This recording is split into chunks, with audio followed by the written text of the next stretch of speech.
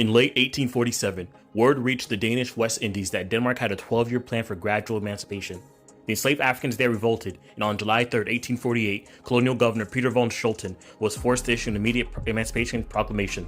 Working with plantation owners, the Danish government created a post-slavery system that forced the now free workers to, by law, sign one-year contracts that bound them and their families to the plantations where they worked, in exchange for a tiny hut, a bit of land, and a small wage. Every October 1st, workers would negotiate a new annual contract with different plantations, but on October 1st, 1878, workers gathered on the island of St. Croix to peacefully protest low wages and harsh living conditions, organized and led by Mary Thomas, Ashley and Elizabeth Solomon, Matilda McBean, and Susanna Abramson. The gathering turned violent after a protester was killed by soldiers. When the rioters started throwing stones, the Danish soldiers responded with gunfire.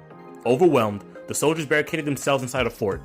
Unable to break down the gates, the rioters began looting the town, then burned down buildings and plantations in an event now called the Fireburn.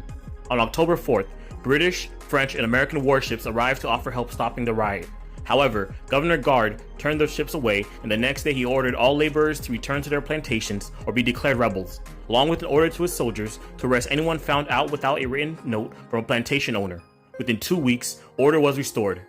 During the Fireburn, 50 homes were burned down, 900 acres of plantation fields were burned down, 60 African workers, including 14 women who died in a single explosion, were killed, 400 plus were arrested, and 12 were executed.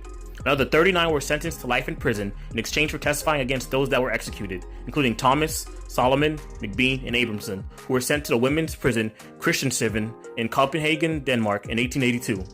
Abramson died in Denmark before the others were returned to Christiansted, St. Croix in 1887 to serve out the remainder of their sentences. These three women became known as the Three Queens.